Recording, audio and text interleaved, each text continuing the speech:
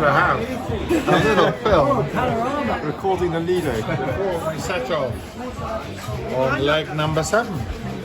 The penultimate crew: Mark Corcoran, Tim Blair, my brother, myself, Richard, Marion and Paul Cook, leaving from Troon to set off on the long trip south.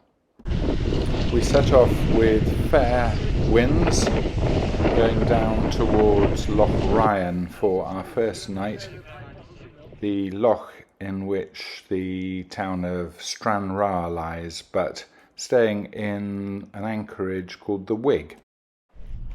Fishing was no more successful here than it had been anywhere else, unfortunately. Provisions were going to have to come from supermarkets, not from nature. They would just come straight across and then go around. But we were never going to be disappointed by the levels of provisioning on board El Tiburon, which did us proud throughout. And up again early and revived the next morning, some passage planning undertaken and departing from Loch Ryan to complete a fairly lengthy passage that would take us down to the Isle of Man.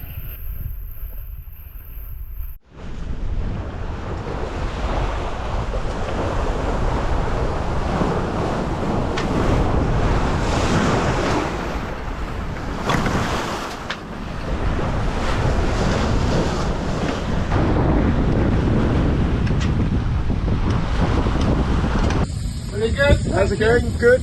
Yeah. Got our breakfast on the go? Yeah, not got to the eggs yet. Oh well, all in good time. Well, up the bus.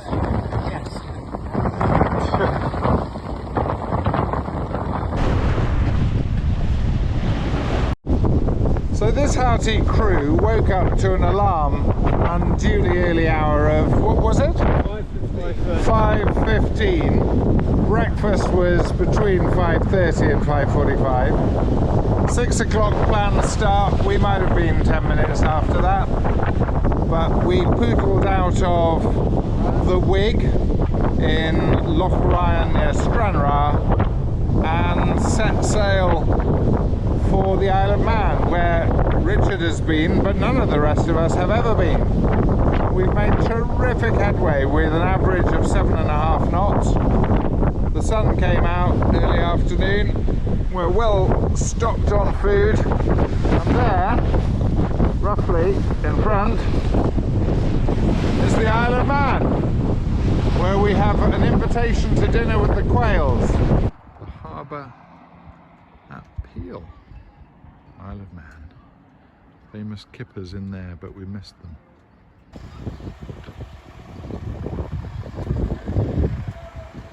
A little walk around, having arrived way ahead of time. There's Peel Castle by the harbour in the distance, and Peel Beach. We had a lovely dinner party at the Quails' home and then set off at the crack of dawn or even before to take the long journey down the side of the Isle of Man and onwards to Anglesey. So the Genoa goes out at 06:42 hours on the 5th of July as we pass down the west coast of the Isle of Man. Well done. Well done, team. So not even 6 AM and where are you on our way to now, Peter?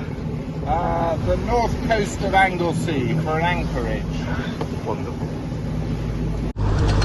So it's 07:40, Port Erin, Isle of Man, and we are going to be passing down that channel there.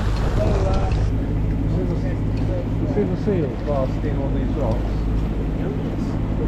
Yeah.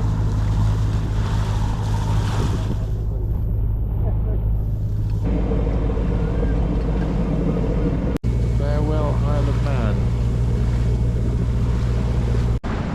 And now on the journey from the Isle of Man to Anglesey, we've lost any wind.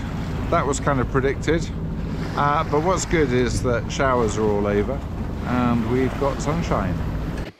And one thing which sunshine does for all crew members is that it improves morale immeasurably, and we had a fabulous afternoon. And it included the odd bit of learning, which in this instance involved putting a sailor's whip on the end of a mooring line.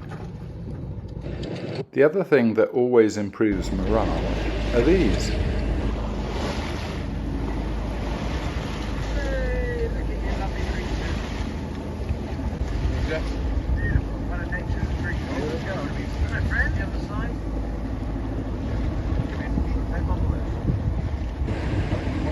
That evening we anchored on the north of Anglesey and had a fun evening. And then, welcome to the beginning of the Menai Straits.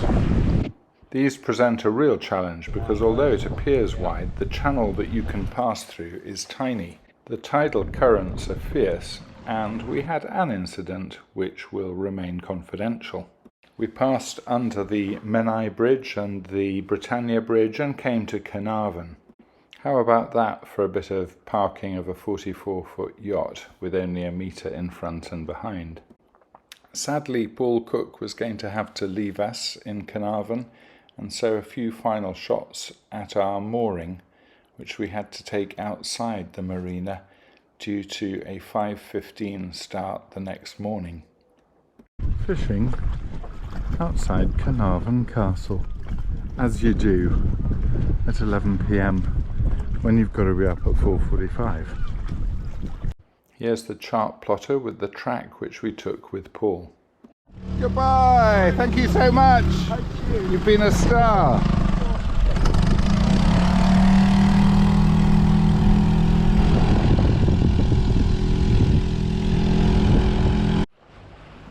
So this is a bit different. We have since about lunchtime today, Thursday the 6th of July, had blue skies as we have crossed Cardigan Bay on our way down to Fishguard. All perfect in terms of passage planning. The Atlantic has an awful lot of water that whooshes up here, so instead of making the 8, 9, 10 knots we were this morning, we're struggling to make 4. Very little wind. This is Captain Birdseye from the deck of El Tiburon. Time to get a few rays.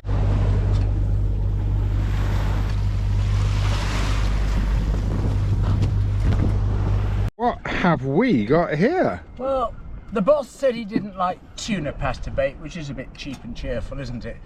And he really likes crab, but we couldn't find crab in Morrison, so we've had to make do with salmon pasta. Wow, well done. Thank you so much. Looks amazing. Anything's better than nothing. And so we sat down to a delicious supper at Anchor outside Lower Fishguard before going to the pub. The moon in Fishguard.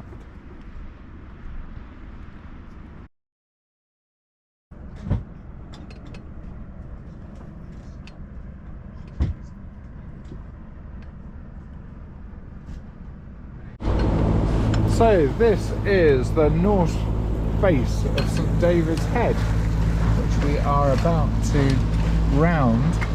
Beyond it there is the island of Ramsey, and we're going to go between St David's Head and Ramsey Island, and then through Jack Sound. The ebbing tide rushes us down through the sounds between the end of Wales here and the off-lying islands. So we've passed St David's Head, so coming through Ramsey Sound. I thought just in this little cove here perhaps.